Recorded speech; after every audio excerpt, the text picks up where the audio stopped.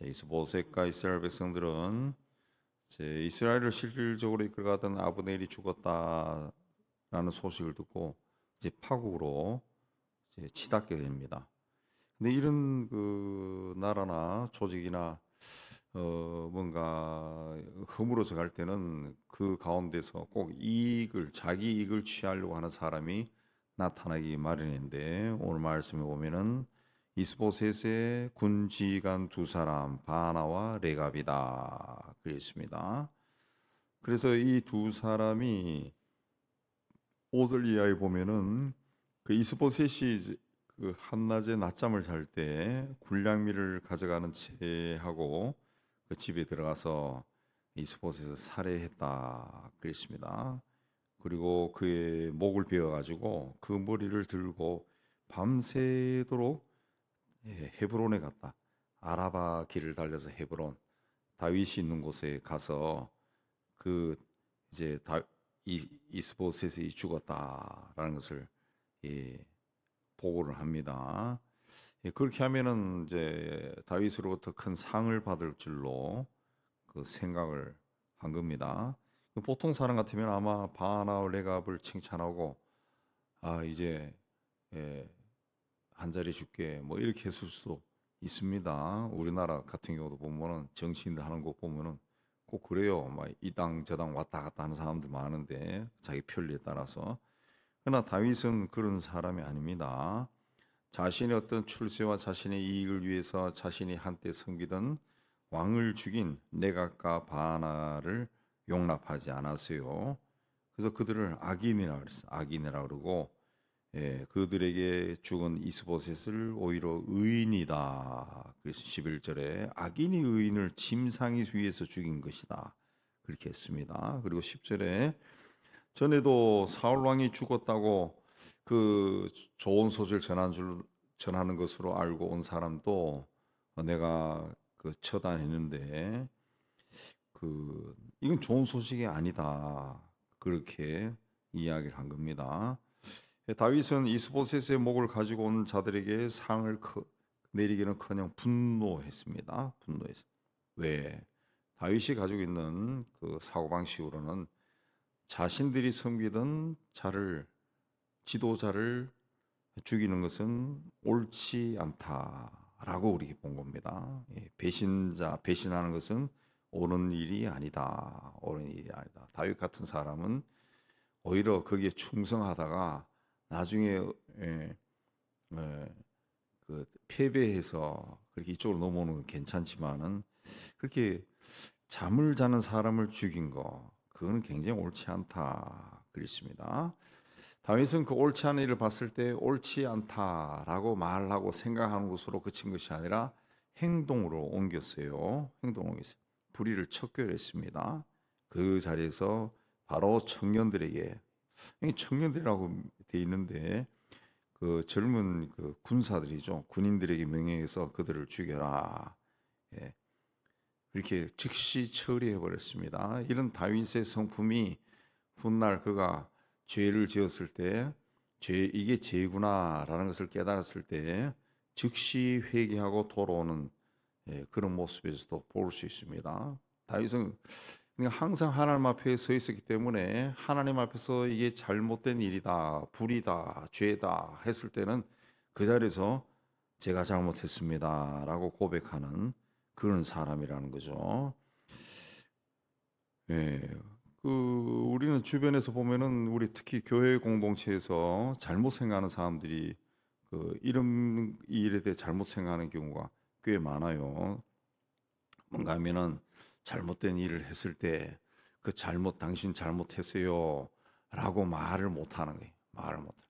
그 말하면은 개인이 관계가 어그러지고 서로 불편하고 하니까 그냥 가만히 있는 겁니다. 가만히. 뭐 교회만이 아니라 우리 사회가 그런 면이 참 많은 것 같아요. 많은. 예, 그냥 가만히 있는 거예요. 서로 불편하니까. 그러다 보니까 그 외국에서는 미국이나 유럽이나 일본도 마찬가지고 선진국 같은 경우에는 정치인이 이런저런 횡령죄나 뇌물이나 불이한 일로 그 이 형벌을 받고 감옥에 갔다 오면은 두 번 다시 일어설 수 없어요. 선거에 나선다든가 공천 뭐 이런 것도 안 되고 나서도 되지도 않아요. 근데 우리는 뭐 가서 몇 년 살다가 사면 받고 오면 다시 목소리 높여서 막 소리 지르고 막 그래. 예. 이게 전체적으로 아무것도 아닌 것 같지만은 그 이 나라 이 사회의 어떤 그 영적인 기운이 정의롭지 않은 곳으로 자꾸 흘러가는 겁니다. 그 불의가 자꾸 쌓이는 거예요, 세상에. 그러니까 그게 아무것도 아닌 것 같지만은 그걸 보고 듣는 사람들의 마음에 영향을 준다고. 자라나는 애들에게도 영향을 주는 거, 10대 아이들에게도. 점점점 죄를 죄로 여기지 아니하고 자기가 좋아하는 대로 막 행동하는 그런 일이 일어나요. 우리 사회가 점점 그렇게 돼 가잖아요. 내가 좋은 대로 다 하는 거예요. 좋은 대로 다 하는 겁니다.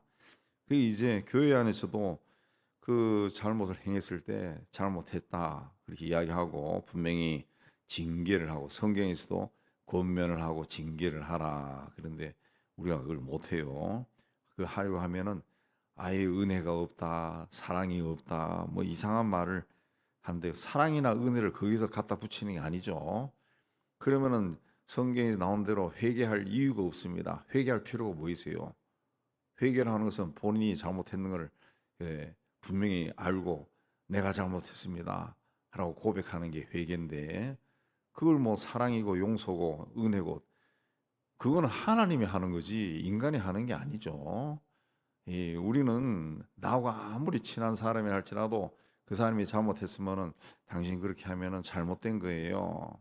하나님이 별로 기뻐하지 않아요. 그렇게 이야기해야지. 그렇게 이야기하면은 은혜가 없네, 사랑이 없네, 용서가 없네 하고 오히려 그런 분위기로 나가니까 오늘날 이 한국 교회 안에서는 오히려 그런 말 했다가 오히려 사람들로부터 이상한 말 듣고 교회를 옮겨야 되고 막 쫓겨나고 막 이런 일이 막 일어난 말을 못하는 시대.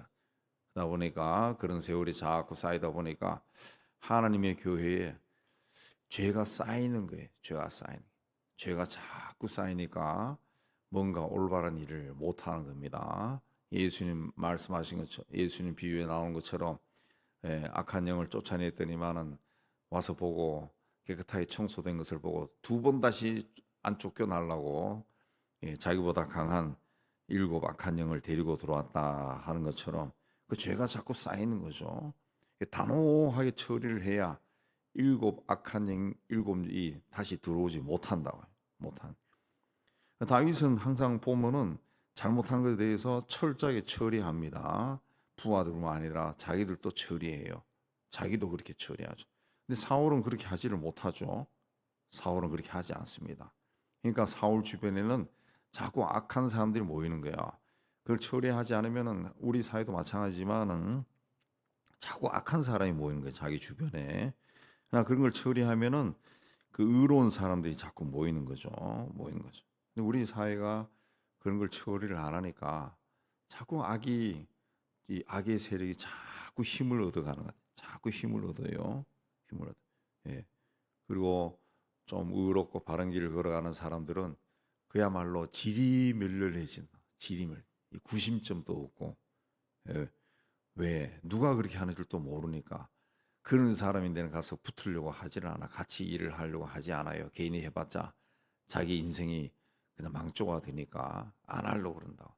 그러다 보니까 이 우리 사회가 자꾸 부패하고 불의가 힘을 얻고 자꾸 그렇게 되는 거예요. 예. 다윗은 그렇게 하지 않습니다. 음, 그, 그 이스보셋을 미워하고 그가 잘못된 일을 했다라고 그렇게 이야기한 게 아니라 그 의인이다 그렇게 이야기합니다. 그 하나님의 백성들이 세상에서 잘되고 형통하고 번성하는 것은 전적으로 하나님의 손에 달려 있습니다. 하나님 마음에 들어야죠. 다윗처럼 하나님 마음에 합한 사람이 돼야 되는데 하나님이 봤을 때 바른 길을 걸어야죠. 하나님 봤을 때 바른 길을 걸어간다, 의로운 길을 걸어간다. 하나님과의 관계가 바르게 되어 있다는 거죠. 그러니까 하나님 관계를 바르게 하는 것이 뭐냐? 율법이죠. 율법. 하나님의 말씀이고 그 율법에서 이야기하는 정신이 뭐냐? 공의죠, 공의. 의로움입니다. 정의, 공의가 되는 거예요. 그러니까 하나님의 사람들은 하나님의 말씀에 따라 살아야 되고 하나님의 말씀에서 가르치는 것이 바로 의라는 것이죠. 공의, 공의. 그래서 인류 역사에도 그 하나님의 의에 사로잡힌 사람들이 그 종교 개혁을 일으키고 노예 해방에 앞장서고 그 여성 인권 운동에도 서고 세상을 바르게 하는 일에 앞장선 것을 볼 수 있습니다. 다윗은 그 사울을 죽였다는 걸 자랑하러 뛰어온 아말렉 소년이나 오늘 말씀에 나오는 레갑과 바나와 레갑 이 두 사람을 환영하지 않았습니다. 오히려 이 사람들이 왕을 죽인 자라고 해서 처단해 버려요. 근데 이런 불의한 사람의 도움을 받아가지고 나라를 세우면은 정통성이 흔들리는 거죠. 정통 흔들리고 세상이 손가락질하는 거죠. 어찌 저런 사람들과 이 나라가 세워지냐 하고 막 답답해지는 건데 또 그런 나라에는 하나님이 함께 하지도 않죠. 다윗이 왕권을 확고히 한 결정적인 요인은 공의입니다. 공의를 통해서 하나님과의 관계를 바르게 세우는 거죠. 예. 그리고 그는 왕이 되는 것에 대해서 어떤 사사로운 욕심을 가지지 않았습니다. 만약에 왕권에 대해서 욕심을 가졌다면 다윗은 여러 번 사울 왕을 죽일 기회가 있었어요. 그때 벌써 처단하고 왕이 되었을 거예요. 그러나 그는 그렇게 하지 않습니다. 아무리 내게 유익이 된다 할지라도 불의와 타협하지 않았던 거죠. 우리도 살아갈 때 그 불의로부터 유혹을 받을 때가 있습니다. 그때 많은 사람들이 많은 사람이라기보다 대부분의 사람들이 자기의 당장 눈에 보이는 이익 때문에 불의와 타협합니다. 그러나 사람이 보지 않더라도 하나님이 보고 있다라는 것을 우리 하나님의 사람들은 기억해야 됩니다. 이 불의와 타협하고 죄와 타협해서 순간적으로 이익이 되고 재미가 있을지 몰라도 하나님이 보고 있기 때문에 하나님이 그게 잘못된 것이다 라고 하는 것을 반드시 가르쳐줘. 반드시 가르쳐. 반드시 가르쳐. 예. 이건 부끄러운 고백인데 제가 신학교 1학년 때 친구가 의사한 친구가 결혼해서 이제 함을 지고 갔어요. 가서 이제 쫙 앉아가지고 이제 막 같이 음식 먹고 할 때 술잔이 돌아갈 때 나는 안 먹는다 신학생이다. 그러니까 그 어떤 분이 그 뭐나 동서 되는 사람이 그때 칼 다닌 것 같은데 그 양반이 나도 교회 다니고 집사인데 이런 때는 괜찮아요. 뭐 해요. 그래서 내가 그 받아가지고 솔쩍 입술에 댔다 놔뒀거든요. 그 다음에 이제 지나가면서 이 양반이 그 좀 술이 취하니까 막 요새는 막 교회 다니는 사람들도 말이야 신학생도 술 먹는다.